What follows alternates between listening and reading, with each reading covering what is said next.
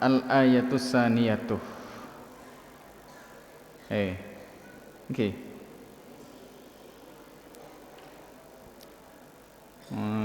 Berikan dijelasakin ya, menjelaskan tentang tanda-tanda orang yang mencintai Allah yang disebutkan di dalam Al-Qur'an. Tanda pertama mari semakin sekedua qauluhu ta'ala fil maidah. Kita bun Allah Ta'ala di dalam qauluhu panika tabun Allah Ta'ala fil maidah dalam surat Al-Maidah. Ya ayyuhalladzina amanu may yartaddat minkum an dinihi fasawfa ya'tillahu biqaumin yuhibbuhum wa yuhibbunahu. Al-ayataini fawasafahum bi awsafin hiya alamatul mahabbati wa thamaratiha. Al-ayataini tining dua ayat nikah. Nah, aduh. Ini macam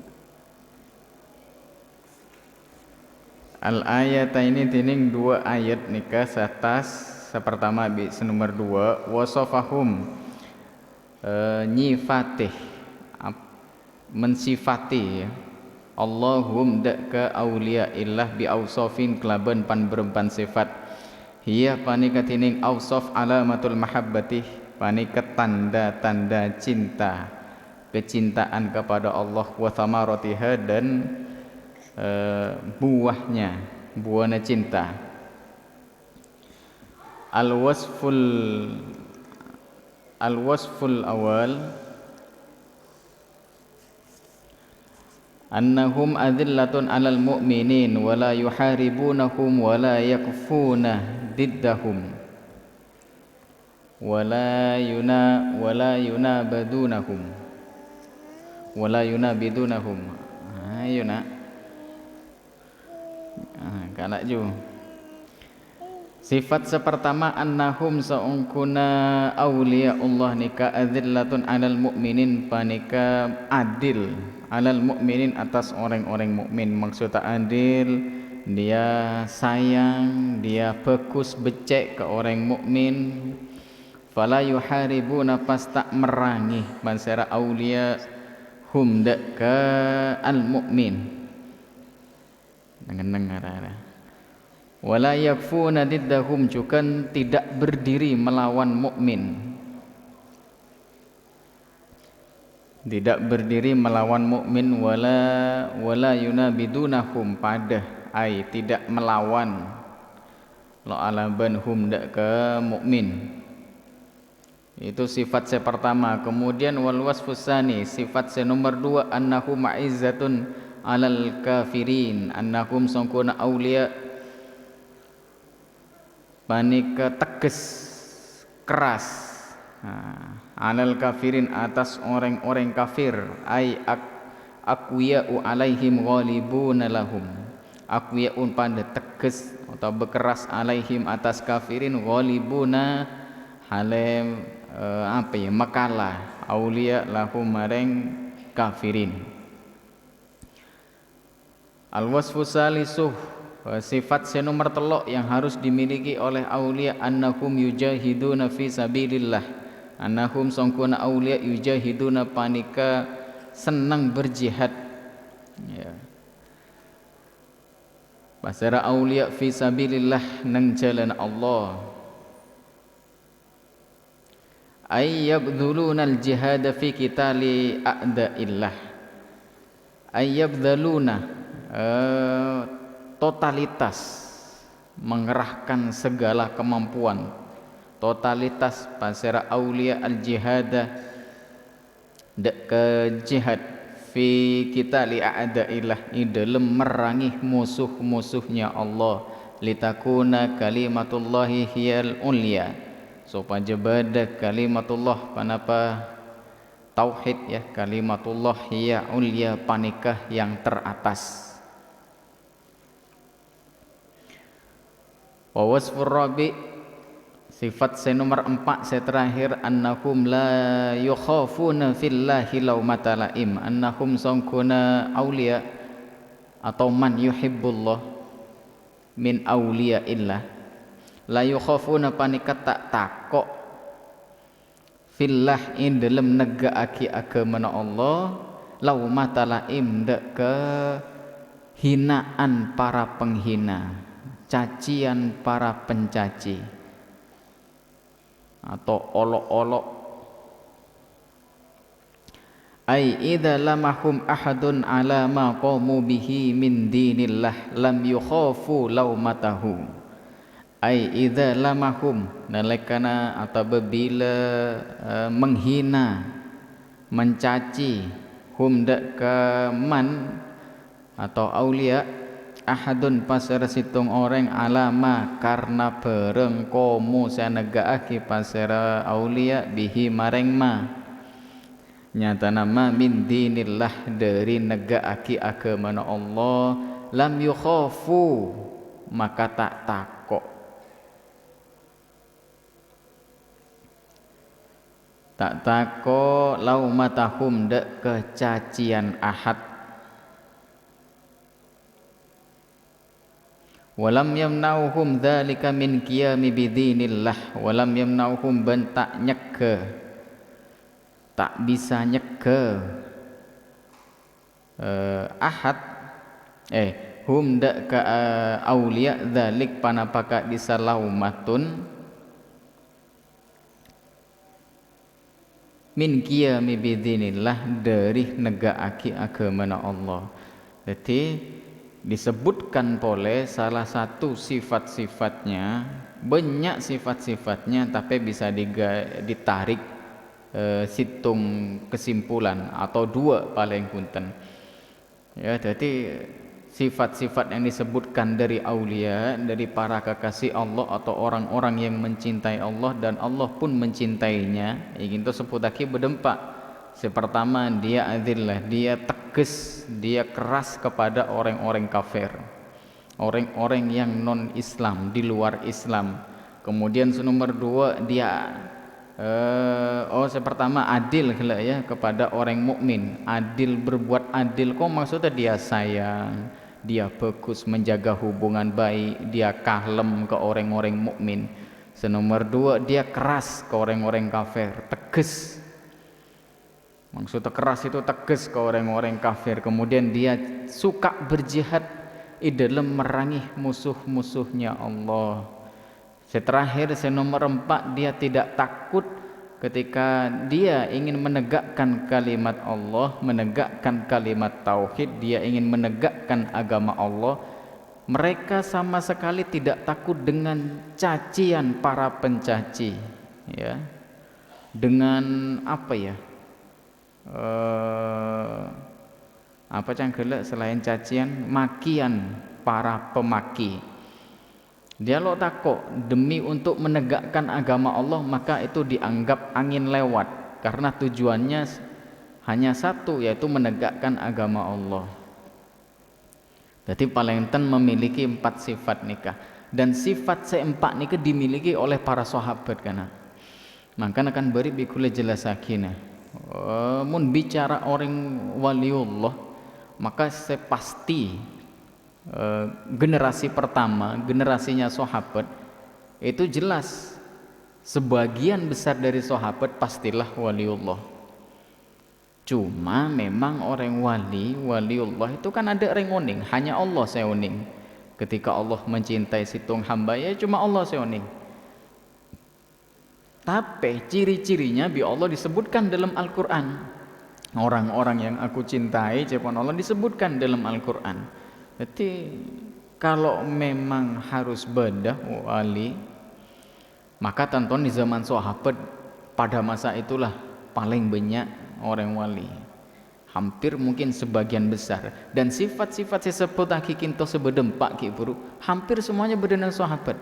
Maka nang ayat kan apa biasa saya sering baca, Muhammadur Rasulullah walladzina ma'hum asyiddau 'alal kufar ruhama bainahum kan. Nabi Muhammad SAW dan orang-orang yang berada di sekitar Nabi yang mereka keras, tegas terhadap orang-orang kafir, orang-orang non-Islam, non-Muslim, tegas. Tetapi ruhama bainahum, mereka saling sayang, saling rangkul kepada sesama Muslim. Mereka lembut, loman, keras sekali ke orang-orang Muslim.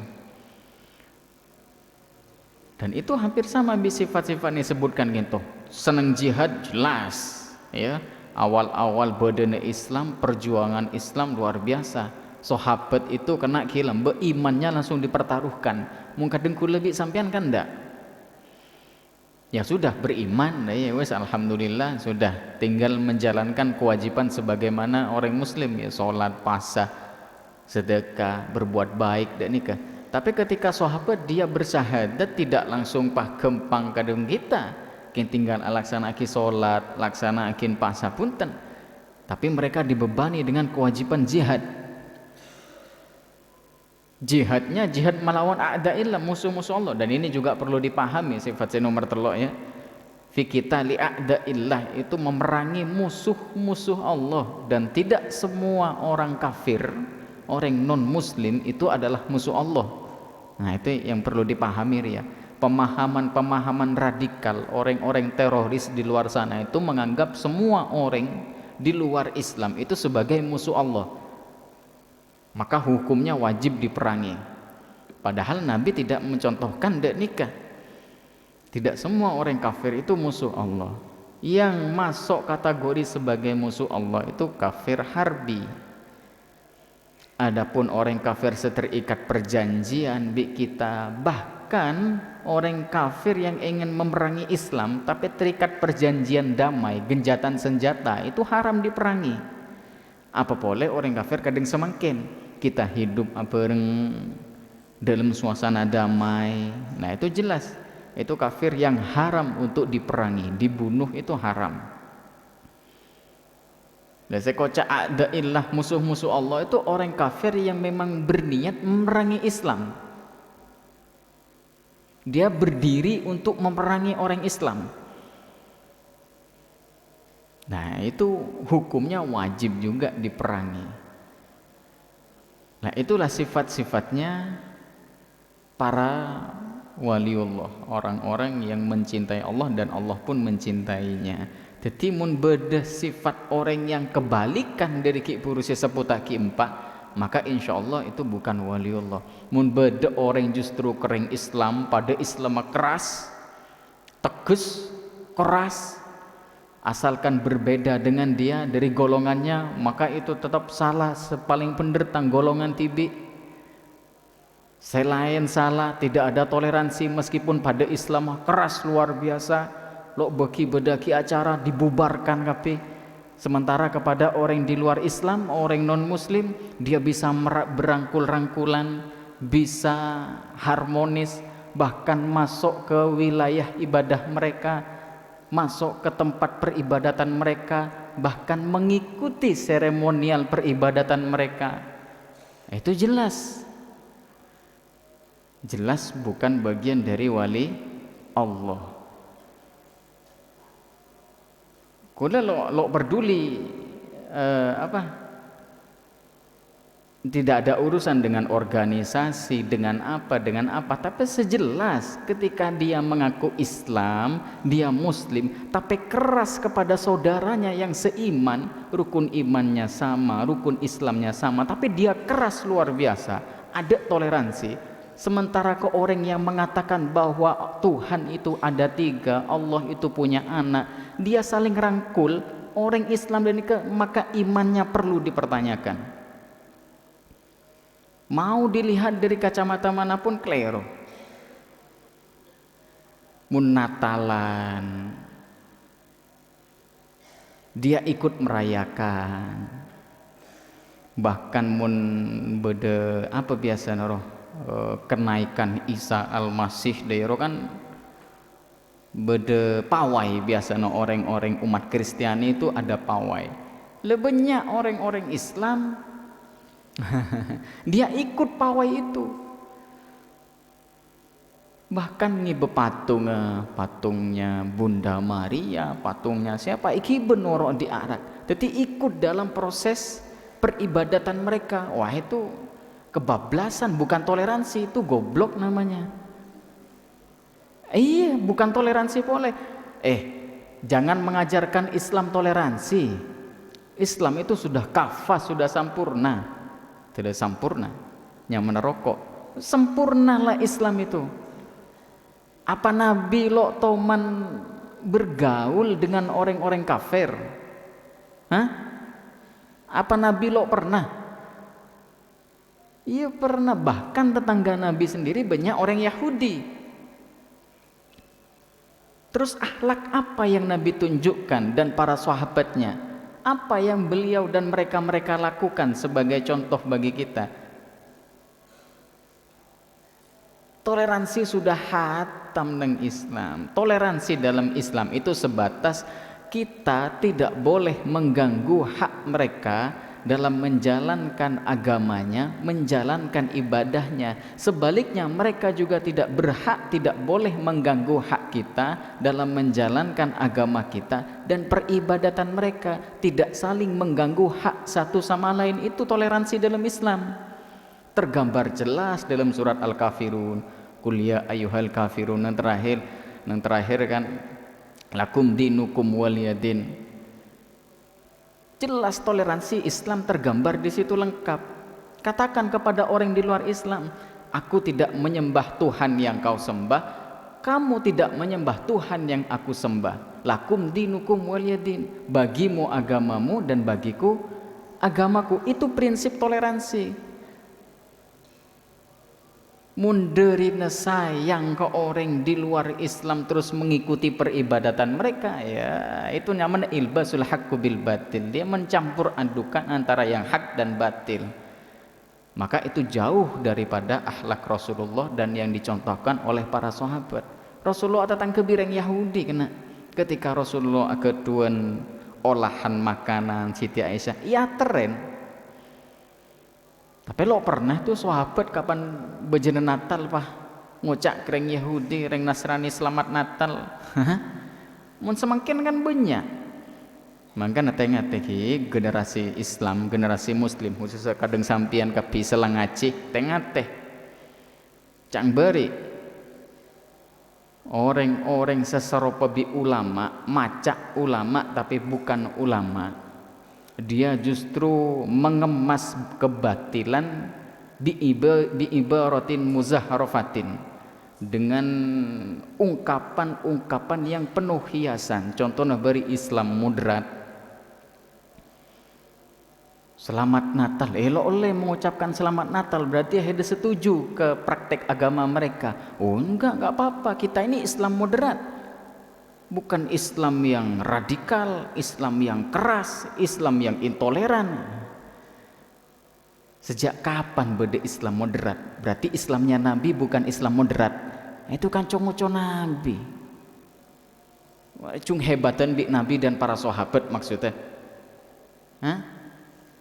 Enggak, sejak kapan? Kulo paling lo setuju Islam moderat. Berarti Islamnya Nabi ki lebih lo hebat, ki lebih keren Islamnya sampian karena moderat. Nabi lo moderat, Nabi lo oning cara bergaul dengan non muslim, sahabat lo oning cara menghargai reng non muslim. Enggak kan? Maka ajak tertipu, ya. Al-ayatu tsalitsatu qauluhu ta'ala fi dalam surat Yunus. Paneka tabun Allah Ta'ala dalam surat Yunus, ala innal awliya Allahi la khaufun alaihim wa lahum yahzanun alladzina amanu wa kanu yattaqun. Fabayyana Allahu Ta'ala anna awliya Allahi Ta'ala hum alladzina ittasafu bihadaini wasfaini. Fabayyana pas nerangak memperjelas nerangaki pasara Allah Ta'ala anna awliya Allah dak saungkuna para wali Allah,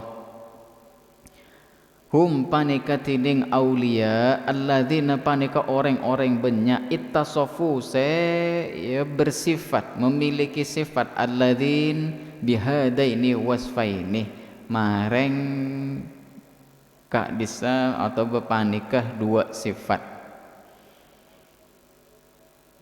Ya, jadi Allah menerangkan tentang kekasih-kekasihnya dan Allah mengatakan kekasih-kekasih Allah itu memiliki dua sifat. Apa itu? Al-imanu wat taqwa, panika iman ben takwa. Okay. Meskipun banyak sifat disebutkan dari sifat-sifat aulia, tapi dari semua sifat itu bisa ditarik kesimpulan paling tidak mereka memiliki dua sifat selok oleh lepas, yaitu iman dan takwa. Fal imanu bil qalbi, maka tining iman bil qalbi panikah terletak di hati. Wa taqwa bil jawarih, halatining takwa bil jawarih panikah nampak lebet anggota tubuh. Ya, iman itu terletak dalam hati, sedangkan buah daripada iman itu bisa terlihat dari anggota tubuh. Jadi berikan iman harus memenuhi 3 syarat. Pertama, qaulun wa amalun wa i'tiqadun, harus telok nikah. Ketika telok nikah dipenuhi dan menancap iman di dalam hatinya, maka akan memancarkan sebuah ketakwaan yang bisa dilihat dari fisik. Dia bagus ke orang, tutur katanya bagus ke orang. Ketika bi orang ilih, orang-orang ninggalin bisa mengingatkan ke Allah. Orang ninggalin ini kesenang, orang ninggalin bisa apa ya, ate tu rasanya tepak pegel beres ngetela orang nikah. Karena mungkin sering terucap dari mulutnya nasihat-nasihat, sering terdengar dari lisannya tasbih-tasbih, istighfar-istighfar, jadi mencelep ke orang sekitar. Nah, itu buah dari takwa. Akhlaknya bagus ke orang, terlihatlah orang ro'om, bersih, menggambarkan dari sunnah Nabi. Nah, itu buah daripada iman, yaitu takwa. Faman idda'a al-wilayatah wa lam yattasib bihadaini wasfaini fahuwa kadzibun. Faman maka tining pasera idda'a panika ngakoh pasereman al-wilayatah ke wali, mengaku sebagai wali, walam yattasif hale tak bersifat, tak memiliki sifat pasereman bihadaini wasfaini, maring kak disah 2 sifat, fahuwa maka tining man kadzibun panika gendek, bohong. Jadi sangat mudah seongkun kita menilai mana yang waliullah, king menilai ya, bukan memastikan, karena tak ada seoning selain Allah. Makanya kula lo oning ungkapan la ya'riful wali illal wali, itu kula lo oning ungkapan dari siapa Tebuna Serah, bahwa tidak ada yang tahu seseorang itu wali kecuali wali. Mun seoning sependek secetek ilmu kula, yang mengetahui bahwa dia wali itu hanya Allah, yang mengetahui bahwa dia kekasih hanya sang kekasih, hanya Allah seoning. Kita manusia hanya menilai dari ciri-cirinya, dan tidak perlu seongkun mencari-cari waliullah, itu tidak perlu. Bukan domain kita, bukan tugas kita. Buat apa orang Islam mencari waliullah itu? Buat apa coba? Faidahnya apa? Justru mendatangkan mudarat cepon kula. Menebak-nebak siapa waliullah, mencari-cari sera waliullah, itu justru mendatangkan mudarat. Coba tekunang masyarakat semakin ketika kita mencari-cari siapa sewali, yang terjadi napa? Malah pengkultusan, malah kadang-kadang menjadikan dia sebagai tandingan dari Allah, ya kan? Kapan beda orang yang terkenal wali kan luar biasa takdimnya orang nikah, berlebihan, justru takut terjerumus dalam pengagungan yang berlebihan, yang malah terjerumus pada kesyirikan. Titik sirik, baca hadis dulu baru ngucap ada nikah. Demah hadis seberi beda sahabat atabu insyaallah wa syi'tah. Mun Allah ngarepake, ki mun panjenengan ngarepake Nabi deku tetih keng dek nikah. Napa cepon Rasulullah aja'altani lillahi naddan, hedat tetiakin engko untuk Allah tandingan, artinya syirik. Maka bi Rasulullah diubah sara atabu insyaallah wahdah, Artinya syirik itu samar, mun sekali terjerumus bahaya. Udah semakin pengkultusan yang berlebihan apa lo takut.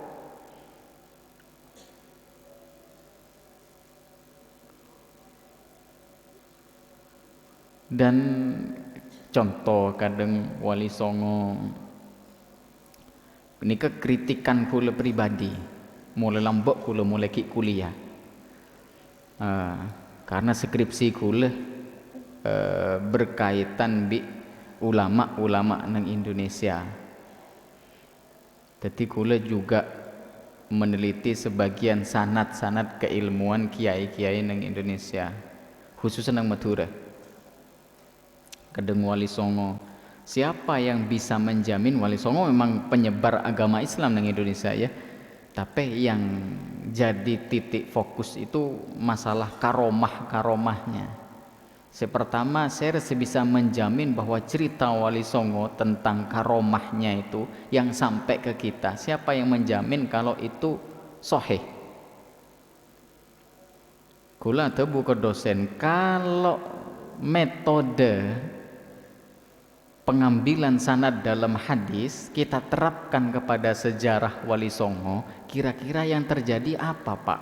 Gelek dosen kula, ya ndak bisa, kacau nanti.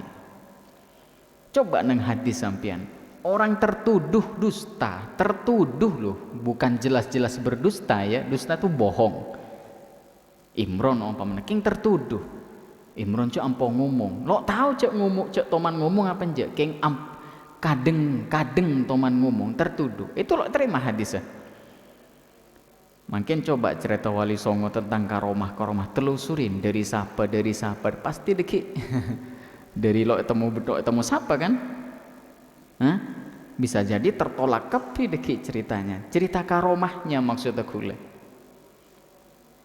Jadi menurut saya pertama, nomor dua, apa gunanya menceritakan karomah wali itu? Gunanya ibrohnya buat kita itu apa? Hah? Coba tanya aku lagi sampean, apa manfaat untuk diri kita mengetahui cerita wali, cerita tentang karomah aulia itu apa? Apa yang kita bisa ambil pelajaran?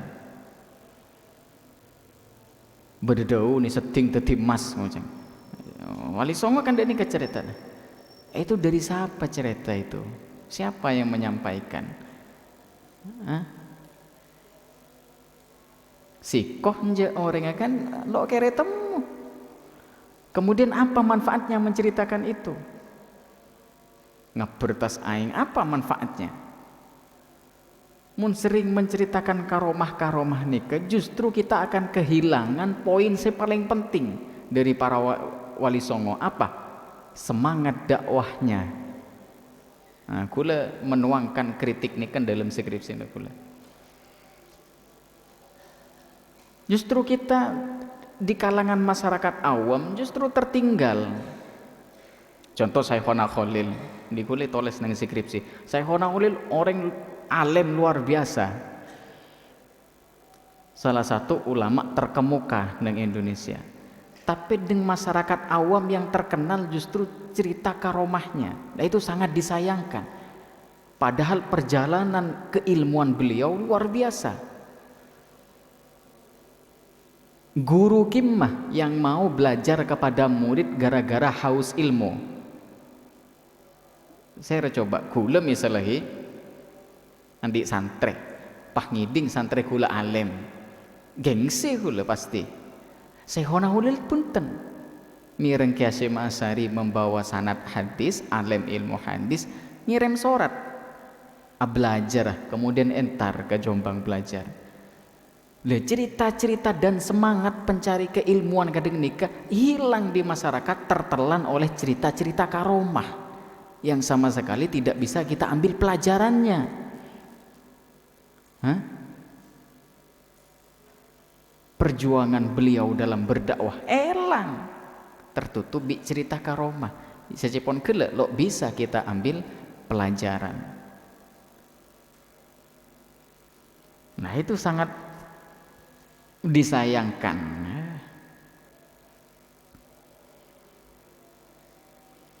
Itulah orang bertakwa, memiliki sifat iman. Orang wali itu iman dan takwa. Jika tidak ada keimanan dan ketakwaan dalam dirinya, dalam hatinya, maka jelas pengakuannya sebagai wali itu kadzibun, gendak. Thumma inna syaikha rahimahumullah bayyana annal amra sara 'alal aksi inda aktsari may yadda'i ilmah. Syekh siapa? Summa maka kares songkuna Syekh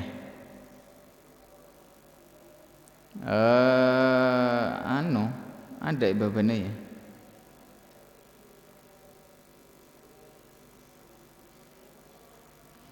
Ya saya siapa? Abdul Wahab. Bayana panika narangaki ya annal amro dak sangkuna perkara al amro fil awliya soro panika teti panapa amro alal aksi atas kebalikan.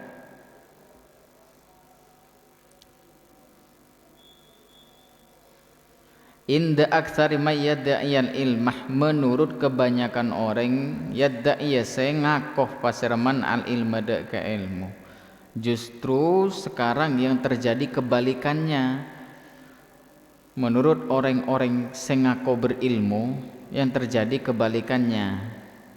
Apa maksudnya? Wa annahu min hudatil khalqi wa hufadis syar'i. Wa annahu ban sangkuna may yaddaini ka min hudatil khalqi panika termasuk pendakwah.